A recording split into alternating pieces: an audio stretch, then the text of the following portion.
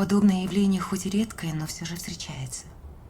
Понимаете, так как в утробе матери у вас была одна нервная система, вы с сестрой имеете очень активную биологическую связь. Вы абсолютно здоровый человек, поэтому нет повода для переживаний. А может, все-таки какие-нибудь таблетки пропишите? Нет. Давайте так. Когда в следующий раз организм вашей сестры, так сказать, вступит в активную фазу, вы тоже должны дать определенную нагрузку вашему телу. То есть нужно тренироваться. Это изолирует вашу нервную систему, и вы не будете чувствовать то, что испытывает она. Есть еще второй вариант.